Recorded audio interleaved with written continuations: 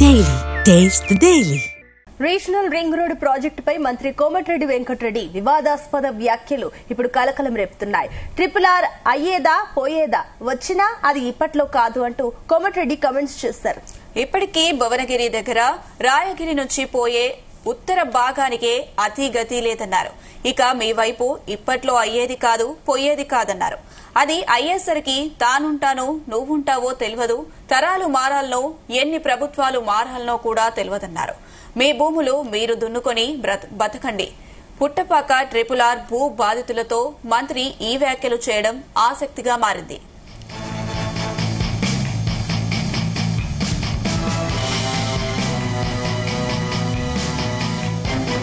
ఇదే అంశానికి సంబంధించి మరిన్ని డీటెయిల్స్ మా కరెస్పాండెంట్ జానయ్య అందిస్తారు. జానయ్య. అనుష, మంత్రి కోమటిరెడ్డి వెంకటరెడ్డి ఈ రోజు RRR సంబంధించినటువంటి భూ బాధితులు ఎవరైతే ఉన్నారో ఆయనను కలిసేందుకు నల్గొండలోని క్యాంప్ కార్యాలయానికి రావడం జరిగింది. అక్కడ ఆయన మంత్రిని కలిసేందుకు వచ్చినటువంటి ఏదైతే సంస్థనారాయణపురం మండలం పుట్టపాకకు సంబంధించినటువంటి బాధిత రైతులు క్యాంప్ ఆఫీస్ లో ఆయనను కలవడం జరిగింది. అయితే ఈ RRR కు సంబంధించి దక్షిణ భాగానికి సంబంధించినటువంటి ఏదైతే భూములు కోల్పోతున్నటువంటి రైతులు తాము నష్టపోతున్నామంటూ కూడా ఆయనను కలిసి తమ సమస్యను చెప్పుకునే ప్రయత్నం చేశారు. ఆ విషయం పైన ఆయనను చెప్పిన సమయంలో మంత్రి కోమటిరెడ్డి వెంకటరెడ్డి వివాదాస్పద వ్యాఖ్యలు కూడా చేసిన సందర్భం కనబడుతుంది. ఎందుకంటే బాధితులకు సంబంధించి మాకు నష్టం జరుగుతుందని చెప్పి వాళ్ళు ఆ మంత్రికి వివరించిన సమయంలో మంత్రి కోమటిరెడ్డి వెంకటరెడ్డి మాత్రం RRR రోడ్డుకు సంబంధించి అతిగతి లేదు, ఉత్తర భాగానికి సంబంధించి ఇప్పటికీ అతిగతి లేదు, దక్షిణ భాగానికి సంబంధించి అది అయ్యేదా పోయేదా ఇప్పట్లో అయ్యే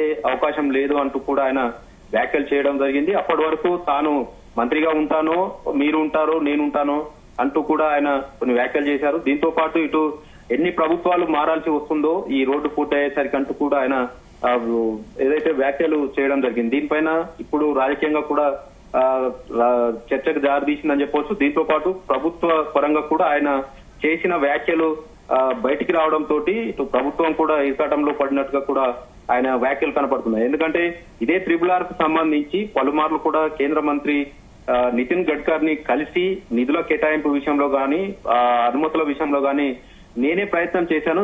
ఈ RRR రోడ్డుకు సంబంధించి శాంక్షన్ విషయంలో కూడా తన కృషి ఉందంటూ కూడా ఆయన బయట బహిరంగంగా కూడా చెప్పిన సందర్భం ఉంది. దీంతో పాటు ఇప్పటికే సంగారెడ్డి జిల్లా నుంచి మొదలైనటువంటి ఉత్తర భాగానికి సంబంధించి యాదాద్రి భువనగిరి జిల్లాలో ఉన్నటువంటి రాయగిరి వరకు ఉత్తర భాగానికి సంబంధించి ఇప్పటికే కేంద్ర అనుమతి కూడా రావడం జరిగింది. అక్కడ ఏదైతే భూ నిర్వాసితులకు పరిహారం విషయంలో కూడా అనుమతులు ప్రణాళికలు కూడా రూపొందించడం జరిగింది.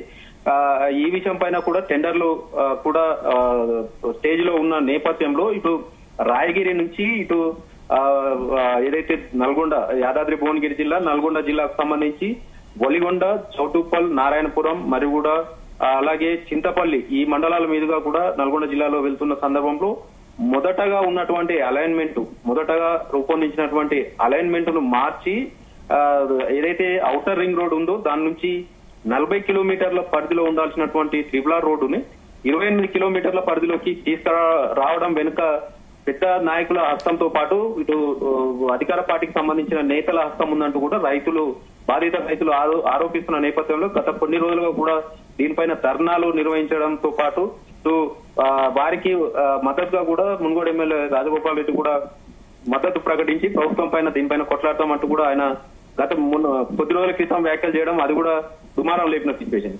మళ్ళీ ఇప్పుడు ఈ రోడ్ల భవనాల శాఖ మంత్రిగా ఉన్నటువంటి కోమటిరెడ్డి వెంకటరెడ్డి ఇదే RRR రోడ్డుకు సంబంధించి దక్షిణ భాగానికి సంబంధించి బాధితులు ఎవరైతే భూ నిర్వాసితులు ఉన్నారో ఆ రోడ్డు అలైన్మెంట్ మార్చాలంటూ వాళ్ళు గత కొన్ని రోజులుగా చేస్తున్నటువంటి నిరసనలకు సంబంధించి ఈ రోజు మంత్రిని కలవడానికి రావడం జరిగింది. కొద్ది రోజుల క్రితం కూడా మంత్రిని కలిసేందుకు వచ్చినటువంటి భూ నిర్వాసితులను కూడా అరెస్టు చేయడం జరిగింది.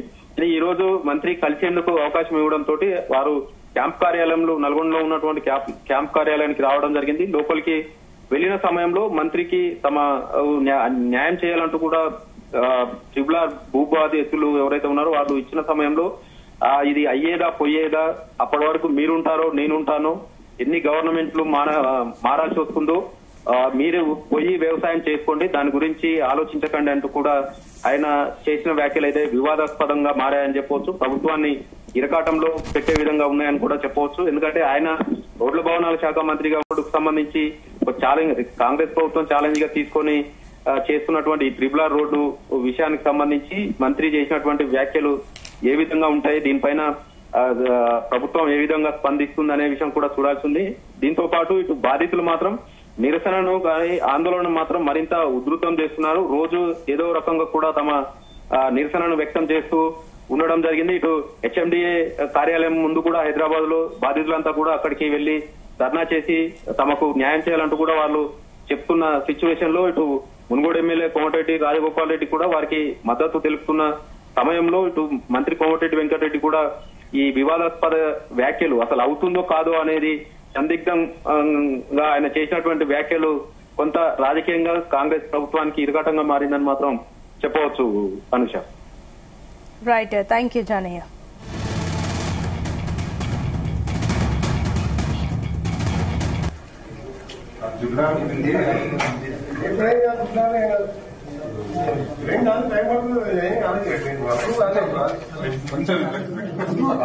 ప్రాజెక్టు అప్పుడు రాలేదే, మొత్తం పెండింగ్ ఉంది. తవ్వుతూ నాకు ఏది కాదు, మీరు తినే దొరుకుతుంది కానీ ఏది కాదని చెప్తున్నా.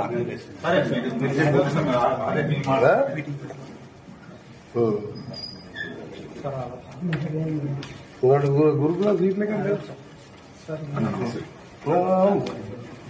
ఏం కాదు. అయితే ఇంతమంది 3,000 ఇచ్చిన జరువు రిపేర్ చేసి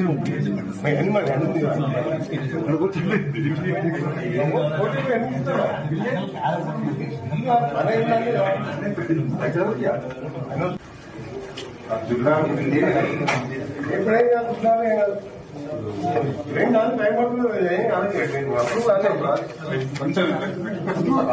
ప్రాజెక్టు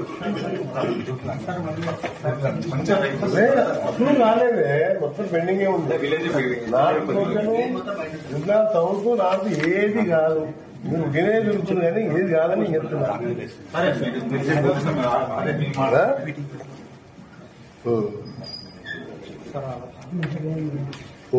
గురుకుల సీట్లే కంటే ఏం కాదు.